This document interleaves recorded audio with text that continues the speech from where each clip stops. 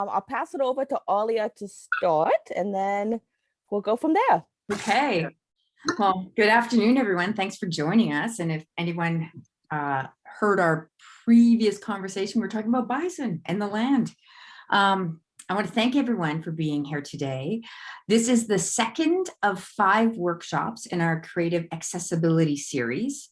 We're so grateful to Janelle Shaw, the Executive Director of the Arts Accessibility Network of Manitoba, and her guidance in partnership to bring you this series. I'm Arlie Ashcroft. I'm the Indigenous Programs Manager of Creative Manitoba. And together with Janelle, like I said, we're bringing you 5 workshops. Today is the second workshop, which is Breaking into the Music Scene with Nic Dyson. On June 19th, we will have No Labels Please with E.J. Howarth. On June 26th, we will have What I Wish I'd Known with Andrea von Liekart. On July 3rd, we will have Accessibility for Arts Organizations with Janelle Shaw. And you can find out more and register for the other workshops on our website, creativemanitoba.ca. Now, before I turn things over to Nic and Janelle, I would like to acknowledge the land on which we stand. We are located in Treaty 1 territory. And it's so important to know that these are the original lands of the Anishinaabe, the Cree, the Oji-Cree, the Dakota, the Dene, and the homeland of the Métis Nation.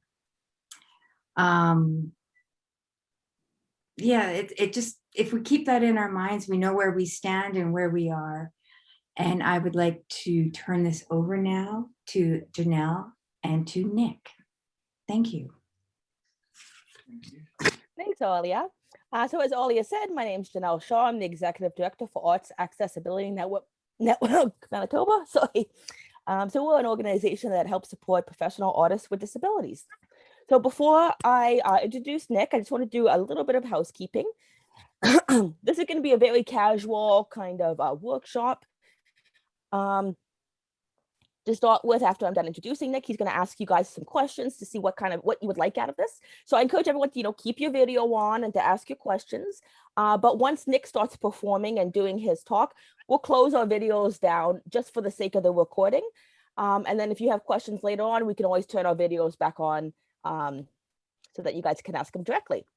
Okay, so Nic Dyson is a 27-year-old acoustic singer-songwriter from a small town, Manitoba, Canada. He self-recorded, released with his dad, an EP and 2 full lengths, Dreaming Under a Broken Tree in 2012, followed by This One's For You in 2014, and Where We're From in 2017. Most recently, Figments, produced, mixed, and mastered by Jordan Volf. Nic was a young performer at the Winnipeg Folk Festival from 2015 to 2018.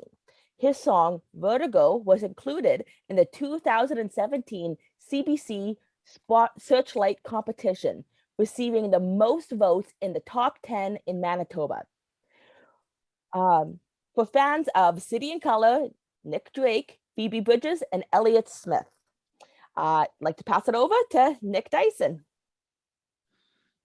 Hello, everybody.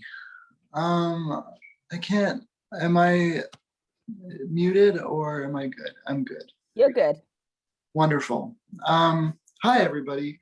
Nice to be here. Thanks for having me. I just wanted to first ask if there's anyone in here that has anything specific that they were hoping to get out of this, something that they hope that I would touch upon and speak about, just so I have some kind of direction to go in, so I'm not just talking about myself for an hour. You know what I mean? So if anyone has any questions, please let me know, or things that they want to hear before I even get started. Yeah, sure. I can't say anything specific, but I'm totally interested in what you have to say. I've been involved in music for years and years and years, but mostly traditional music. Yeah. But boy, I'd sure like to sing the blues. Okay, sure. Thank you so much. Is there anything at all from anybody else? I can't see everybody. I can only see one at a time. So is there anything? Well, one thing that I'm really interested in hearing from you is, if you've had any issues with stages being inaccessible, and if you've kind of had to work around that. That's the accessibility of spaces where the musicians, from the musician side and not the viewer side, is something that I'm Yeah, always interested in hearing. yeah, for sure. I can talk about that a little bit. Yeah, 100%. So I thought I would just start then by playing a few songs, just so that you all know where I'm coming from musically and personally. And I'll probably reference these songs going forward. But I'm going to start with a song I wrote called, Nick, I think yes. someone has their hand up. Julie Feng, did you want Sorry, to I make a can't. comment, Julie? Sorry, Yeah. I can't. Can I ask? I can't see everybody. That's okay. Yeah, That's what's okay. up? That's okay. Yeah, I'm Chinese documentary director and producer. So I have one more question, if it's possible. If I also editor for documentary science documentaries. So I'm very interested about the documentary background music. Documentary background. Yeah, sometimes view and how to match the background music. Oh, okay. Yeah. So this is my very interesting. So I'm really interested about your sections. Thank you so much. Oh yeah, absolutely. Well, thank you. And then one last thing before Nick starts, could everyone turn off their videos at this point, so we just have Nick and the interpreter on the screen? Oh, cool. Yeah, I'm gonna try and change my video settings so that I can see everybody. I don't know if I can though. Just Ted, because can you turn off your video, Ted? chat meeting settings. I'll try to do it. I was muted. Is that right? I muted myself. Is that what you're talking about? No, you had to turn off your video, but I did it for you, so no problem. There should be a little checkerboard on the top of where the picture is. And there's usually 2 or 3 things, like a single one, a bigger one, and then maybe a few of them. And if you go to the single one, it'll only be you. You're muted, Nick. You muted. There we go. I'm back. Perfect. I fixed my camera so I can actually see a couple people at once. So hopefully I can catch your questions if you put your hand up. But if it's all right with everyone, I would like to start. And I'm going to start with a song I wrote called Misunderstood.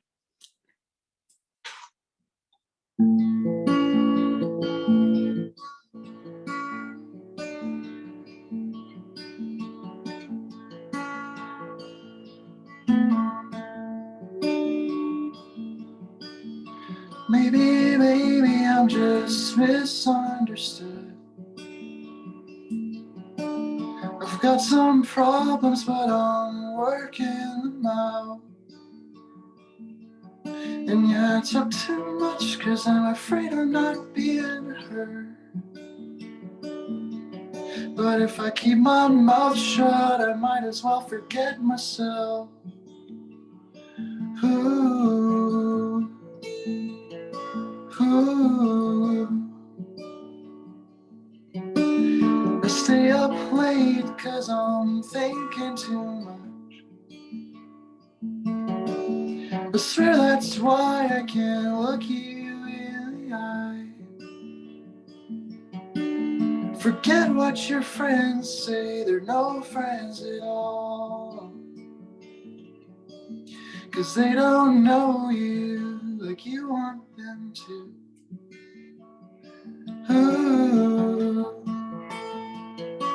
ooh.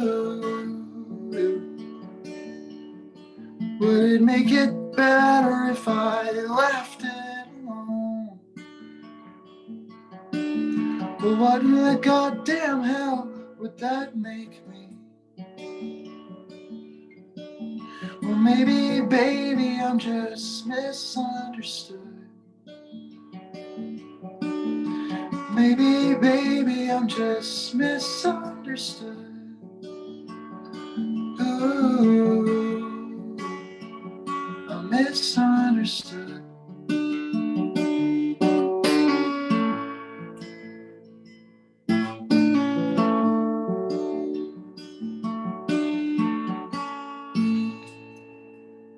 Yeah. Thank you so much. That was a song called Misunderstood. I would like to think that that was one of the first songs I ever wrote where I felt like a songwriter.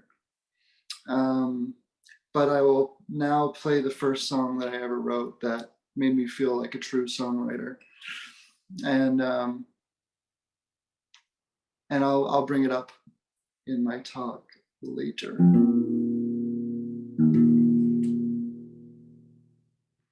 So this is an older song. It's called Weather.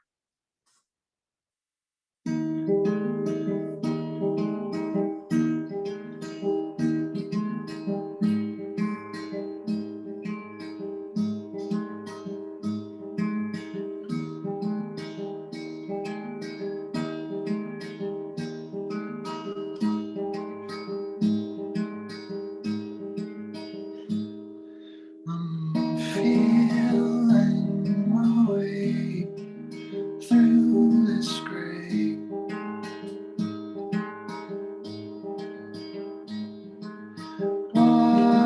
Watching the weather getting worse.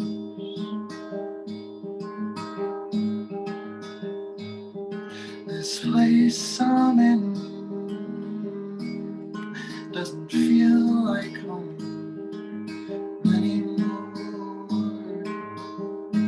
I'm just drifting along, finding my place in memories I wish were never mine, 'cause they always come back to haunt me.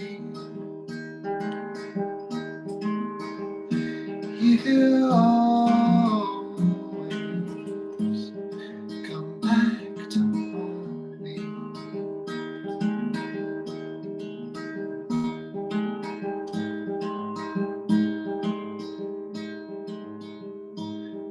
I found out the hard way what it's like to be alone, and it chills me to the bone to know you're not coming home anytime soon. I just wish you would have found a reason to stay.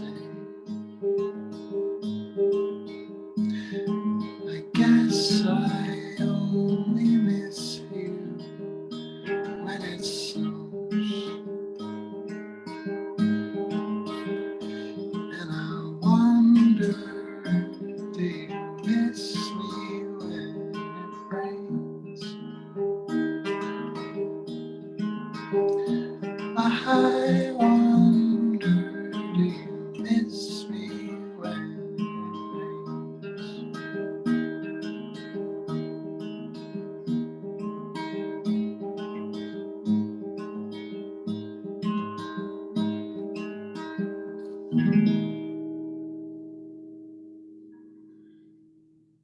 Yeah. Thank you so much. It's been a long time. I'm very grateful. And if it's all right, I'm going to play my newest songs, the ones that I'm releasing right now.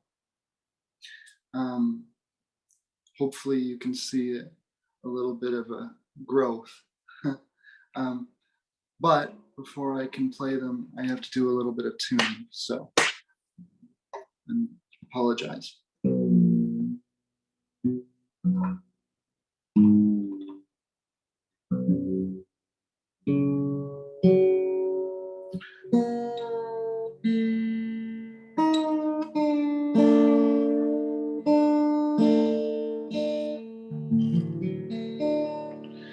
Okay, so this is the song that everyone seems to love. If I were to have a hit song, I think this would be it. And so I'm going to play it. I hope you enjoy. It's called I'm a Bruise.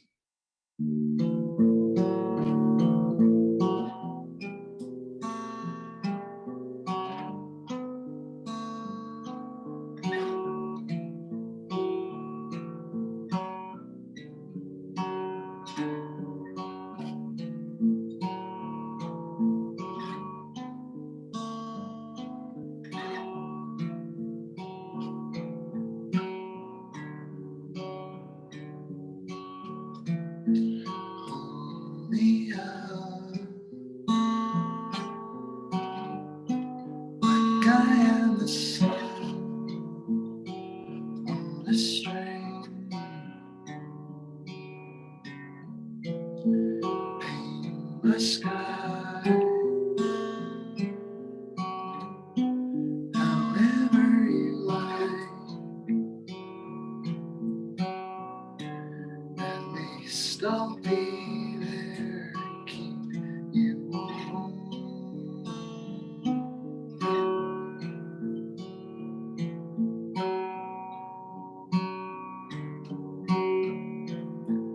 I'm a bruise.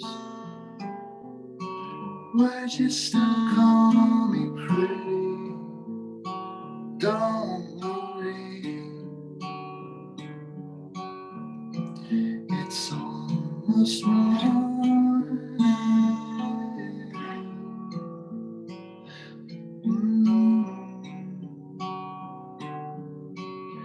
Could I be so bold as if to say it doesn't matter to me?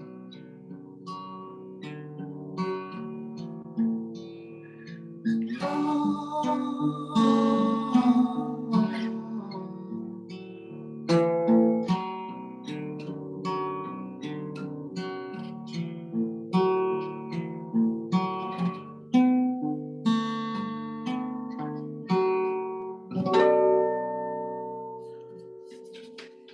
woo!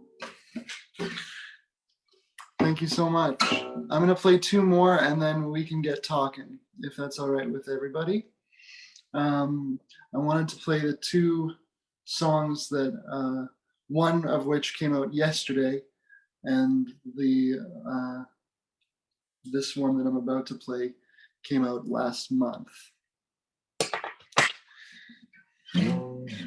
This one is very near and dear to my heart. It's called Use You.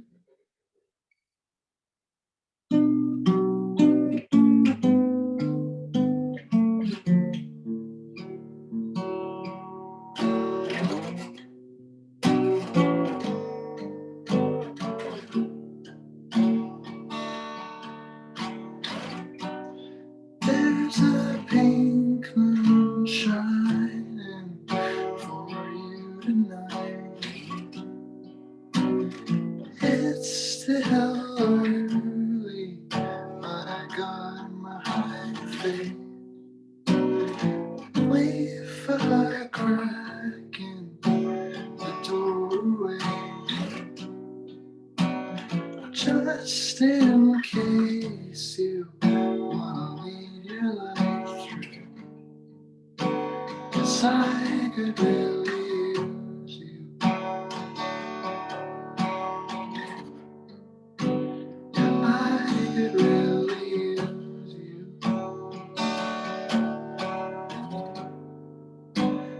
I could use you well.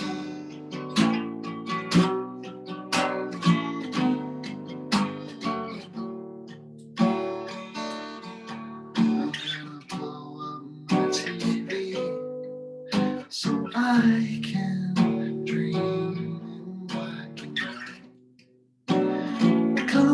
two times with all my problems and try to see myself the way you used to. 'Cause I could really use you. Yeah, I could really use you.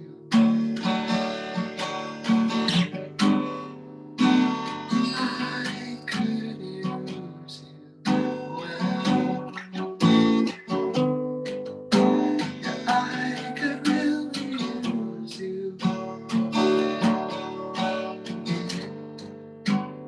I could really use you.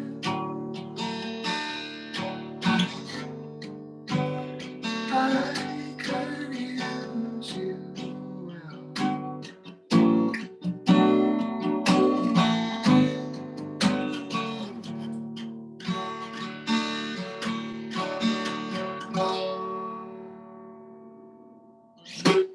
Woo!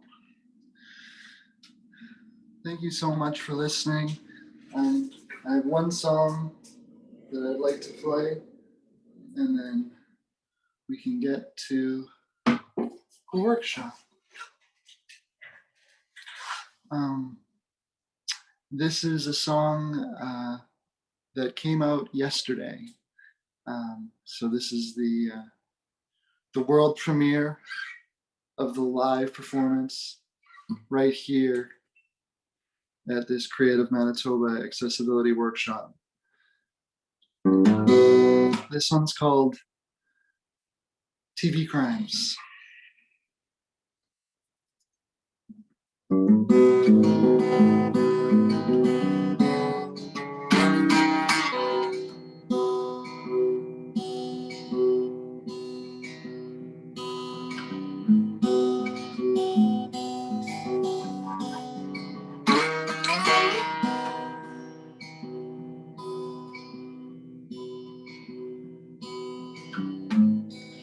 Despite how high you feel, you keep turning up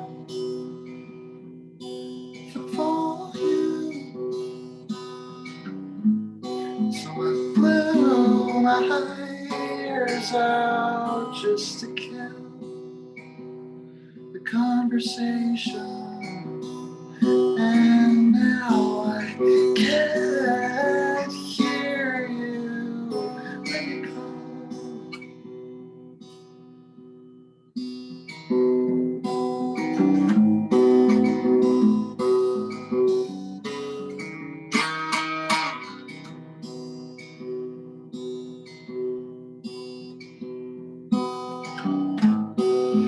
Keep me in the dark, I like surprises.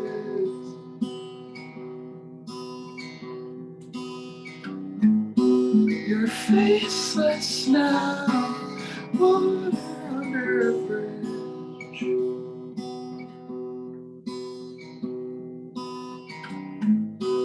And maybe I'll see you if I ever open my eyes. Underwater someday, for this pain will make me insane. Despite how I feel, you keep turning up.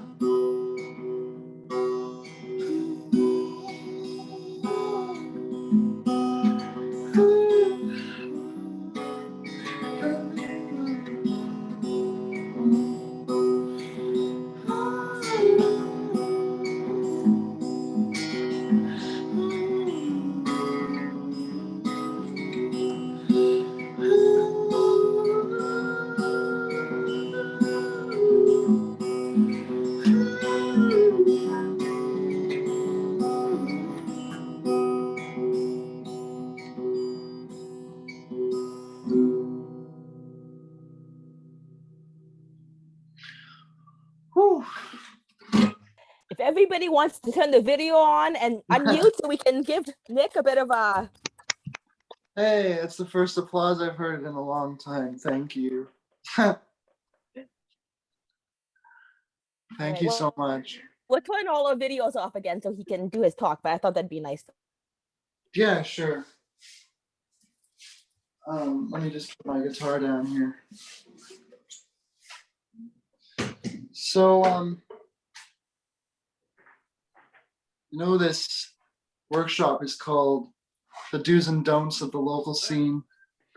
But I thought the best way to go through it all is if I basically told you about my career up to this point and kind of point out things that I learned and things that I learned to do and not to do along the way. And hopefully have some questions along the way or comments, and that'll be it. So I started writing and singing about 10 years ago now. It was in my last year of high school. And up till that point, my high school career had been very quiet. I had one group of friends. I didn't really expect much of myself. I kind of fell into this role of the weakest link in my friend group. And I was just kind of pushed along, really. And I didn't really feel like I had a purpose. And I felt like I was always falling behind my friends in terms of life milestones, like getting my license, even getting a full-time job, getting a career, moving out of my house. And that all stems back to my disability, and just how I felt that it was holding me back. But in that last year of high school, I got invited to this arts camp that was through my school division. And so I decided to go because my friends who had been in it before were telling me all about it and told me, it's great, it's great. You should come, you should come. So I did. And one of the things they said in passing was, you better bring your guitar because there's going to be a lot of jamming. There's going to be a lot of singing. And up till that point, I'd been playing guitar for a long time, but I had never opened my mouth to sing, not once. So I decided to just try and get comfortable with it. And just so that if there was an opportunity to jam where we were all singing or whatever, I wouldn't feel so left out.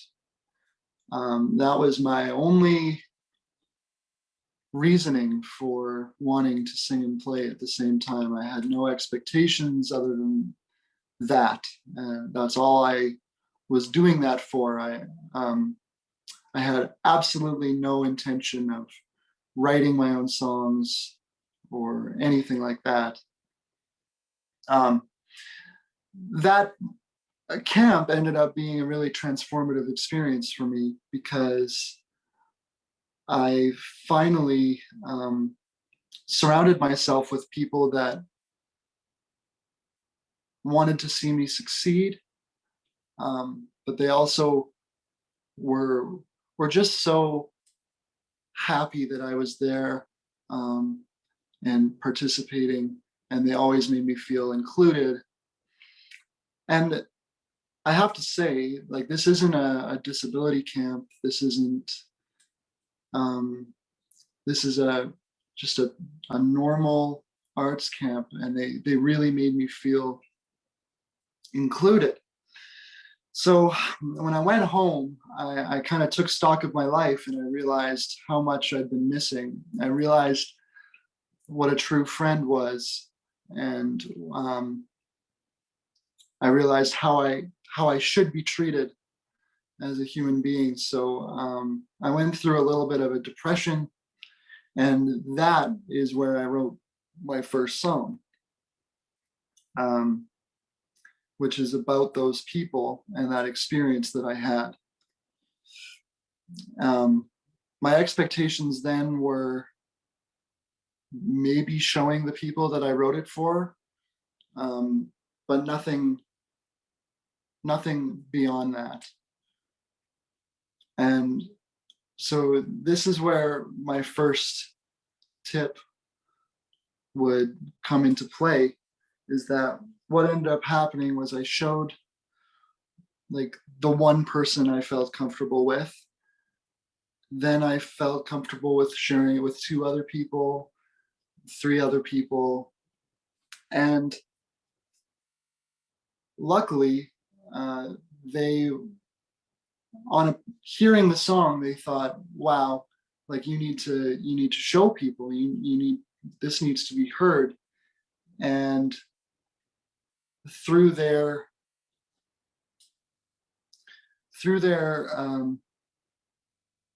support of me, I gained the confidence to start sharing.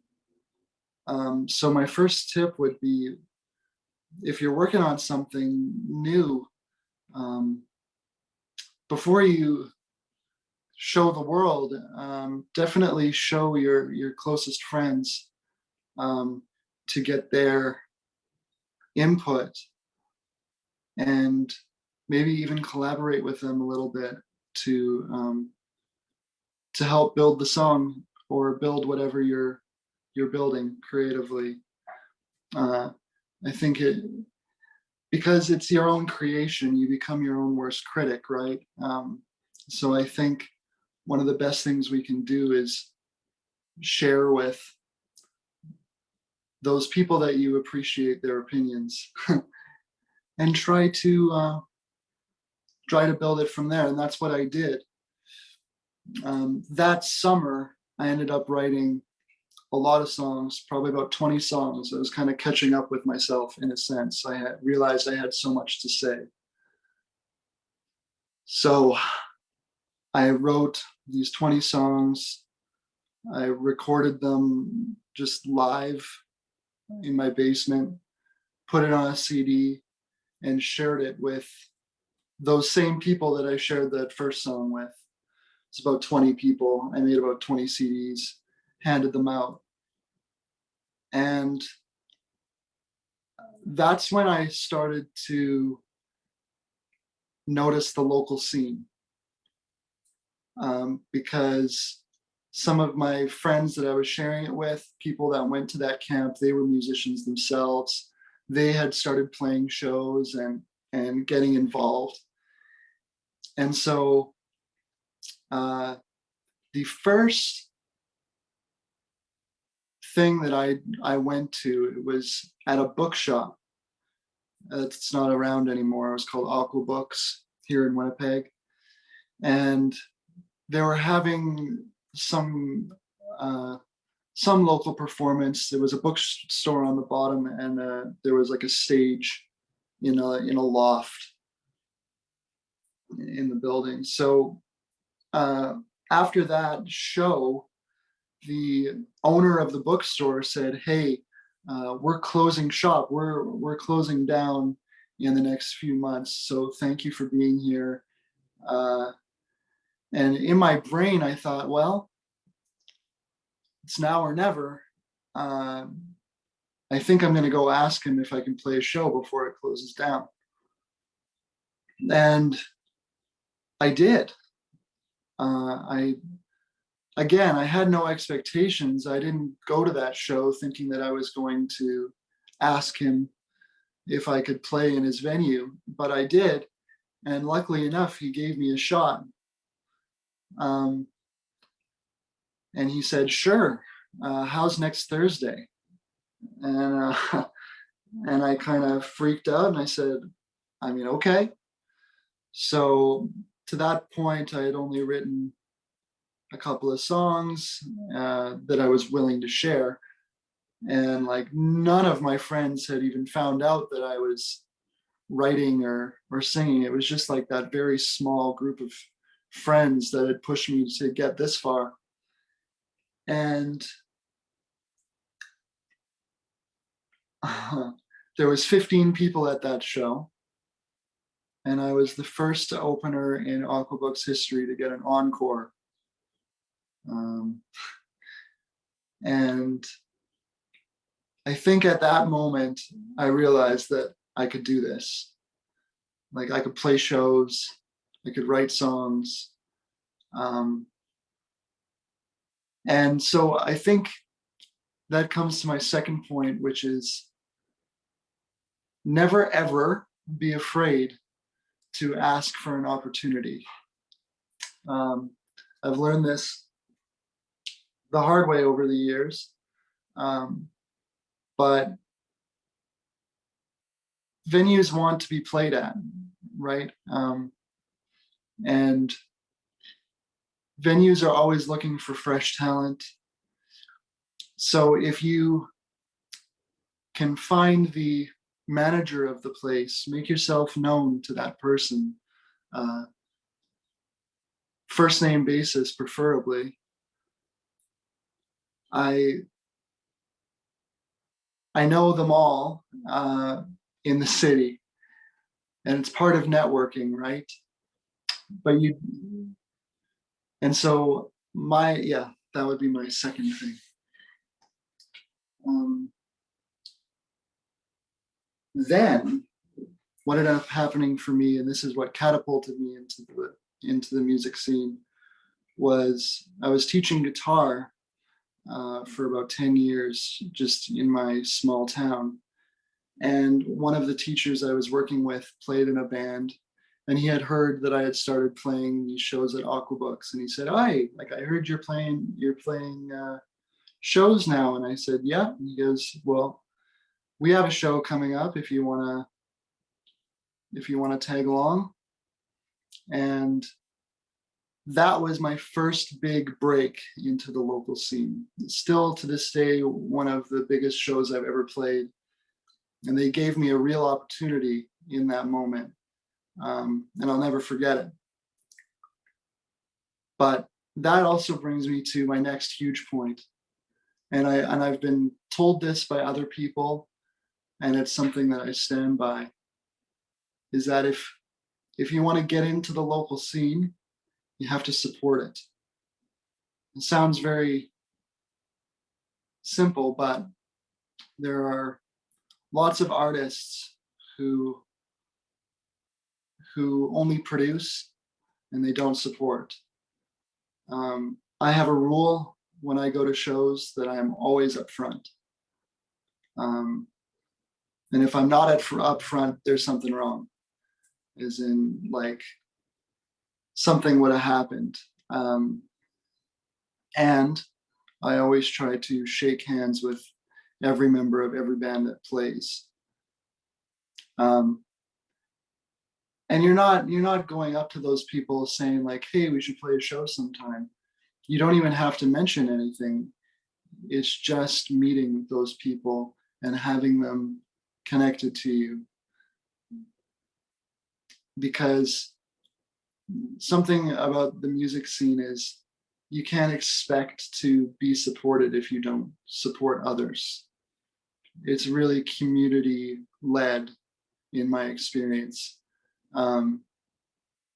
And the bands that do the best and the bands that accrue the biggest following are the ones that are always around. You know, they're at every event, they're at every show. And I know a few people in my city like that, and they're constantly supported anytime they do anything creative because they've shown so much support in return. And so after that big break, there were a lot of people in that audience that were also musicians and also were in bands. I got in contact with a couple of promoters, people who just put on shows in various venues. And and I got wind of this show that was actually a hardcore show. So I don't know if you noticed, but I play very slow, sad acoustic songs, suitable for coffee shops, but definitely too quiet for bars. And this hardcore show was coming up, but I love hardcore music. So I thought to myself, how do I make myself feel welcome and seen in that environment? Which brings me to another point, which is always try to play to your audience. Hi, it's my sweet dog. Hold on one sec. Always try to play to your audience. And I feel like there's not a lot of bands that do this, but I never write a set list or do a set list until I'm there and I see who I'm playing for. So for example, with that hardcore show, I opened my set with an acoustic cover of a heavier song that immediately showed everyone in the audience that I belonged there in some sense, and that I knew the music that they were playing and that I respected it. Sorry, my dog's choking. You okay, buddy? Just pick him up. Okay. And bring the water, yeah. Let's go this way.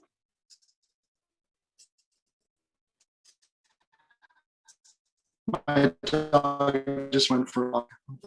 So I played that song, and it immediately gave me an into that community. And I even changed how people are responding to certain things, or if I notice that people are really responding emotionally, maybe I will either turn it up a bit or I'll tone it back. And I know that when I first started, because I didn't even know who my audience was, I would play a little bit. I would do like a classic song, like a classic rock song, and something new, or I do a mashup, which was my way of saying, I don't know who I'm playing for here, so here's a little bit for everyone. Maybe that's something that I'm afforded just because I'm an acoustic artist and it's just me and a guitar. I think it would be a little bit harder for a band to manage that kind of approach. But I think as a songwriter, it's really, really, really beneficial to have tons of songs in your back pocket that you can pull out depending on your audience and I don't know, the tone of the night. If I'm playing at a bar and it's super loud and people are talking, maybe I'll play a sing-along song and try and get them to start singing along. If I'm playing at a dinner, I'll play more original songs and just keep a low profile.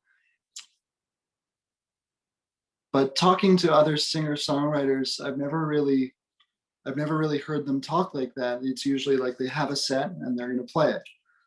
But I think a really good piece of advice would be to try and play to your audience as much as you can, because as soon as they feel like they can connect to you, the show is going to go a million times smoother and your reception is going to be that much better. So that's what I started to do, is I started to play these punk shows. I started to open for these bands that were much, much louder than I was, much heavier than I was, much angrier than I was. But what I found was, because I was able to show them through the songs that I played, that I respected their taste in music, they immediately respected mine, even though it was so far out of their comfort zone. There was a lot of band members that only listened to certain types of music, but for whatever reason, they felt connected to mine. And I believe that that has something to do with how I present my music when I play live.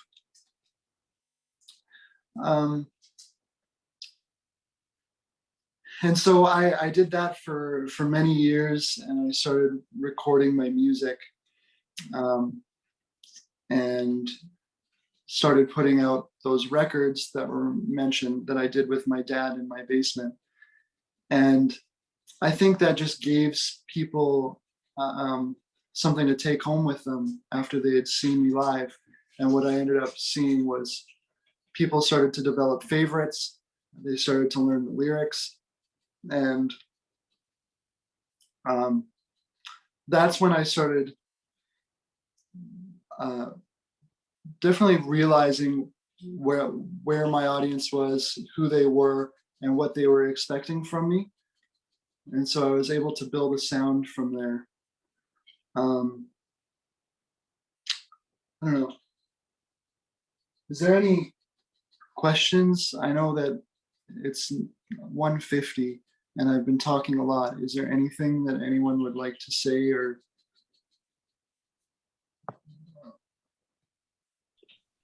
There's a hand up, I think. Trista. Yeah. Hey. Hi. Hey. Hi. Beautiful music. I love. Oh, thank you. I love it, and I'm really enjoying your talk. I just have a question about. I know you've talked about obviously how your performances started, but what were you at the beginning? Were you kind of looking, to get any kind of opportunity, and then how has that changed now that you've been songwriting and are in the music scene? What did you look for in a show or in a performance opportunity compared to what do you look for now? Oh, good question. Yeah, absolutely. At the beginning, it was basically anything and everything, and I think that's a good policy to have at the beginning, just because you're trying to network, you're trying to get your name out there, you're trying to show as many people as possible what you're all about. But yeah, 10 years down the road, I definitely look for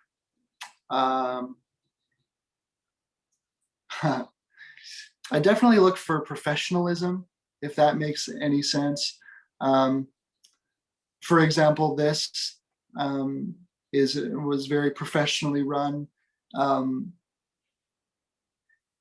because so often promoters will say, "I'm putting on this show, and it's in 3 weeks, and hope you can bring people."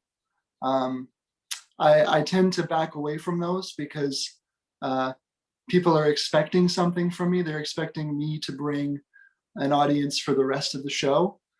And that's basically my only use to them. It's not that they want me there for my music. It's they want me there because they think I can bring people. So I definitely try and stay away from those. And I try to stick with the more professional, like opening spots at real venues, not just like art spaces. Those shows can still be fun, but it's the focus of playing becomes a lot different when you're just there to sell tickets. Does that answer your question? Yes, it does. Thank you so much. Yeah, no problem.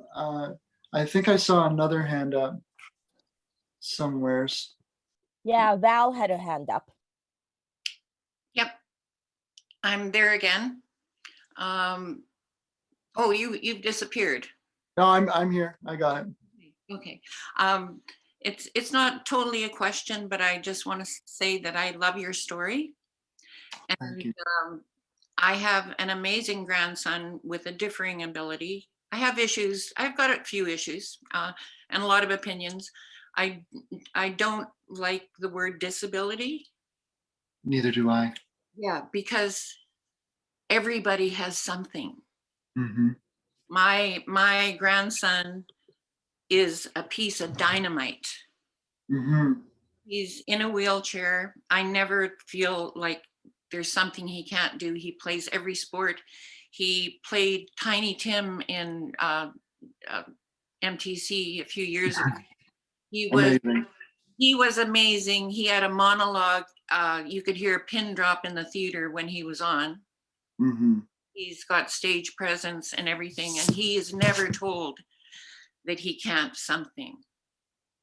He plays basketball and baseball, and was going to play football, but then COVID came in. He was going to play football with the Nomads Wow. and be the ball holder. Hmm. He was over the moon, like he's got so Yeah, many goals incredible. in his life. It's so that's my rant. I have an issue with that. It's differing abilities, because there's Different abilities, yeah. that you can do that a lot of your friends can't, right? Hmm. You're They right. can't. So what? Well, and okay, so I'm actually going to go off of that, and I will talk about my experience with my disability in the local scene has actually been quite minimal.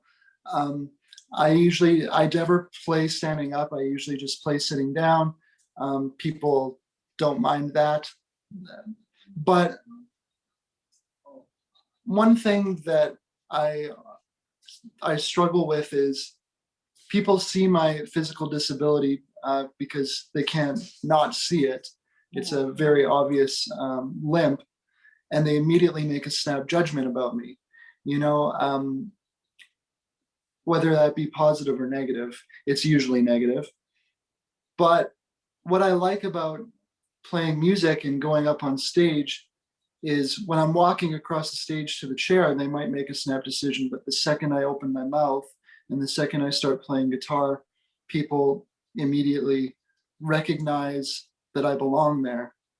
And I remember hearing, I'll never forget it, from just a good friend in the local scene. He told me that the second that I start singing, the disability disappears. And I carry that with me. And I think that I think and I hope that that can be said for most disabled musicians or artists in general. Because, I mean, we've got some of the most famous artists of all time have some kind of disability. Ray Charles, Stevie Wonder, Jeff Healey. I remember watching Jeff Healey as like a small child and being like, how is he doing that? Like, how is that even possible? There's a couple of people in the city as well. Jeremy Russo is one. He's like a virtuoso, but he's blind. It's just incredible that art can transcend through any kind of differing ability. It's really amazing. That's just been my experience, but I'm not sure if I can say that for everybody. Yeah, Connor. Hey, Hey, buddy, how's it going? good. How are you? Good. Nice to see you. Nice to see you too. Yeah. So, I just wanted to go off what the previous person said about like disability and stuff. Yeah. You may or may not know, but I suffered a traumatic brain injury like 11 years ago. Yeah. And so I, I'm a musician with a disability as well. And a couple of years ago at Jazz Festival, at the Winnipeg Jazz Festival, I put together a group, and I called the group Ability, and we played music by artists who had disabilities. So, Ray Charles, Stevie Wonder, Curtis Mayfield, etc. And I called the band Ability because, and I said this, if you if you never knew Stevie Wonder was blind, you'd have no idea. Yeah, if you never knew the guy and you just heard his songs, you would know. You would never know. And the incredible thing is, people just think, oh, Stevie Wonder just plays keyboards and sings. Well, like if you look in the line notes on his album, like he plays every instrument on Superstition. I know, it's Like, ridiculous. it's just unbelievable. And so yeah, so like I never liked the word disability either, because it's just like, to me it's just like, okay, we're just different from everyone else, but everyone else is different from each other anyways. So Exactly. in their own- and plus with like putting like with the word disability, the dis is kind of like a negative thing anyways, but we're still 100%. fully Yeah. able, right? So Yeah, Yeah. I appreciate you saying that. Yeah, yeah, absolutely. that's a really cool. I wish I would have been there to see that ability band. That's really cool. Thank you. Yeah, it was Yeah. fun. Yeah. Cool. Is there any other questions? Don't even I think see it. Val has one more question, and then we'll have Yeah, to wrap sure. up. Val. Well, just one more thing dealing with the differing abilities. Mhm. My grandson, of course, is involved in theater. He's involved in everything. And him and his buddy did a little skit where they reversed the comments. Mhm. So they're hanging out, and they're like, he's 10. So this was last year. He was 9. His buddy was 11 or so, or 12. And they're looking at able-bodied kids, Mhm. making comments about them, like, look at those legs, like Mhm. ABs. It was hilarious. But I think was great therapy for the kids to, so reverse something a little bit, because Mhm. those kids are amazing. They do. Of course. So quit accepting that behavior. Mhm. You know, And I think in the local scene, it definitely, a lot of that goes away, I'd like to think. But I I do know that there are some people that upon first glance will absolutely think down on me or anyone else that might have a disability. But again, it's as soon as you show what you have to offer, people are quick to oh, Fred, yeah. Yeah, I was just gonna say that I was at the show that you were one of the openers for Rain Hamilton. And I thought Oh, she did wow. a wonderful, wonderful job of addressing accessibility and accommodation. Having sign language available, having special places at the front for people with visual impairments and hearing impairments to sit. And I thought the whole show was just great. I mean, Maureen is a great performer, but that was, I think, one of the times that I saw you kind of in your element with the others that were up on stage. And it still stays with me.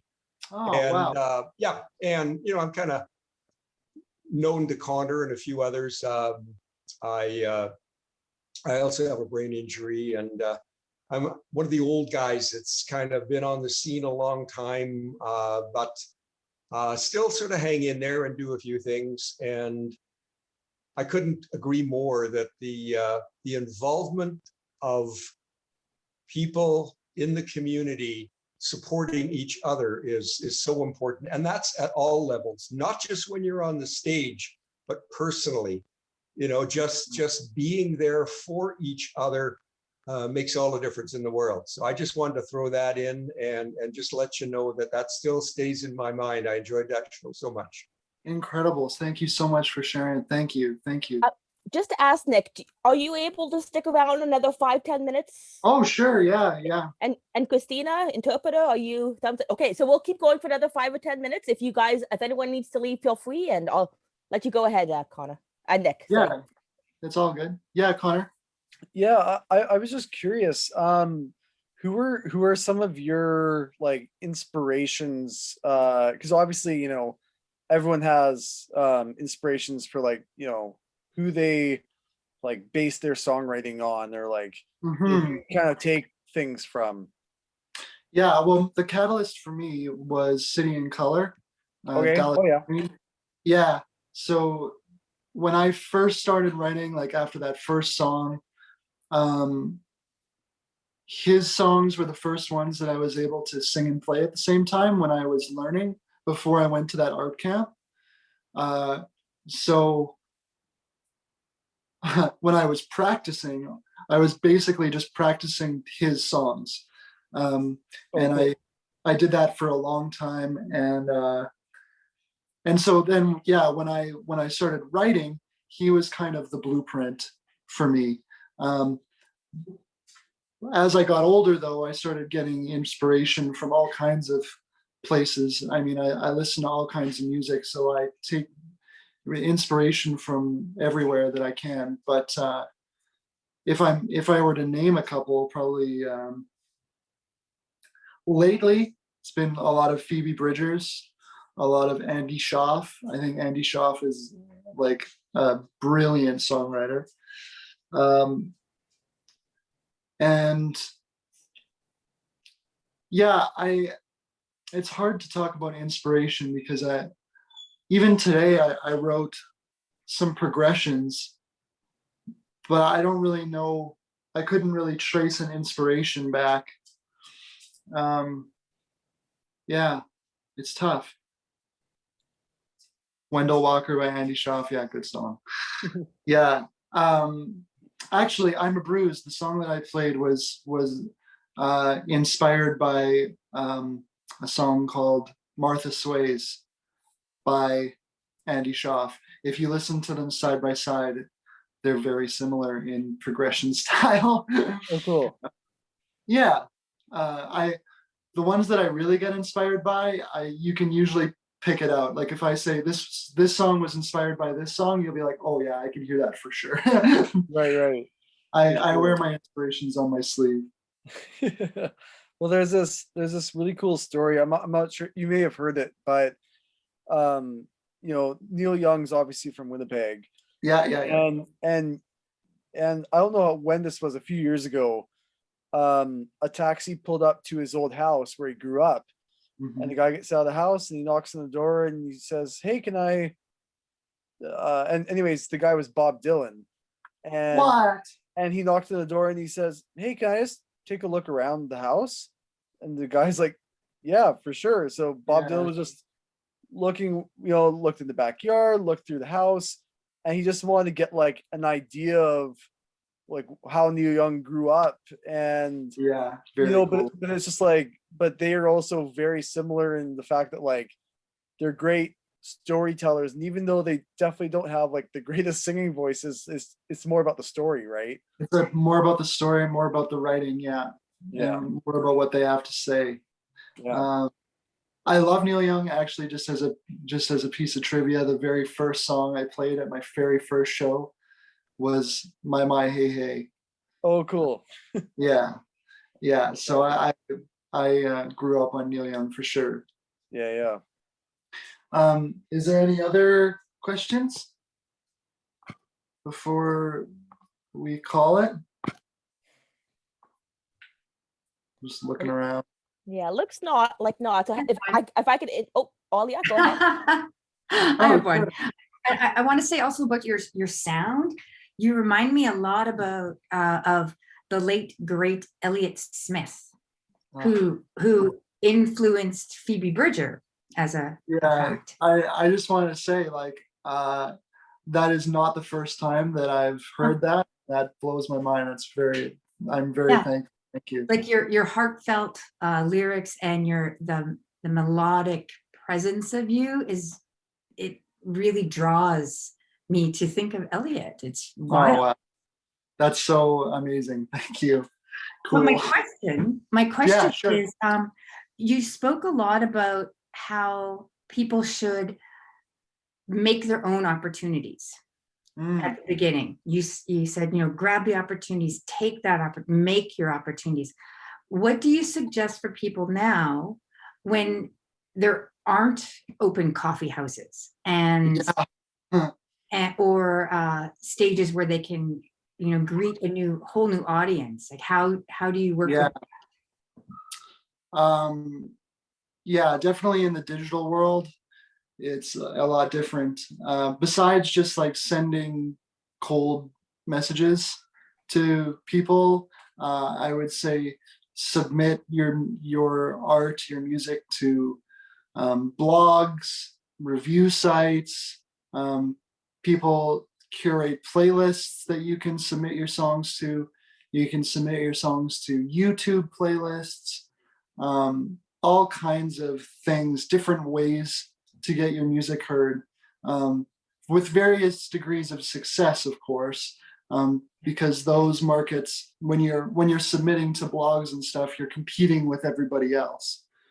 But in terms of getting local opportunities, I would just say message as many people, and if you don't know how to get in touch with that person, you find someone else who knows someone who knows someone, I think that would be my only piece of advice there. And are you part of curbside concerts? No, I'm not, but I think I've heard of something similar. I know that before COVID, there's like a network of house shows. Yeah. So people like offer their house up for a house show, and you go through that website, but you build a show that way. Very cool. And so you can basically do like a tour of house shows. People have done that. I kind of looked into it, but again, COVID. But I kind of looked into it briefly. Definitely something for a singer-songwriter, for someone who just has a guitar. Yeah. Definitely accessible that way. And then for those, you're probably playing for home routes. Yeah. 100%. Yeah. So for those, you're not expected to bring people, like the people who are hosting the show are bringing their friends. Yeah. So it's kind of nice where it's intimate. You don't have to worry about selling tickets or filling some kind of quota, because usually when you play at a venue, you have to sell a certain amount of tickets, or else you owe the venue money. Ridiculous. Right? Yeah. Yeah, I mean, but that's just how it goes. It's kind of backwards, but that's how it goes. Thank you. Yeah, no problem. No problem. Yeah, so everyone feel free to turn your videos on, unmute yourself so we can all thank Nic and say goodbye. And it's been a wonderful, wonderful talk. I hope this was beneficial to you in some way. Yeah, I thank you for listening and hearing me talk about myself. I really hope you enjoyed the songs and everything. Janelle, could you turn me Thank on you. or put my Janelle? I'm locked out here. I got you, Ted. Don't worry. Okay. So. Whoops! I just dropped my phone. There we go. Okay, start my video. Okay, good. Oh, thanks. Hi. Thank you so much. Yeah. Well, thanks. Thanks, Nic. Thanks. I really appreciated your concert too. It was really great to hear the songs that you did, and I really loved hearing all you had to say about your beginnings and how you managed to create a career for yourself, because that's something that's really important for everybody to know about. Thank you very much. I appreciate you saying that. Thank you. Yeah. All right, well, I guess we'll sign off. So thank you, everybody. Thank you, Creative Manitoba, Nic, and our interpreter. And I hope everyone has a great day. Thank you. Just a minute. I'd like to say thank you to Nic. Yeah. Oh, Mariette. Oh, right. Yeah. I'd like to say thank you to Nic and Oh, to Janelle for making these shows possible. Thanks, Mom. Thank you. Thank you so I much. enjoyed them. Bye.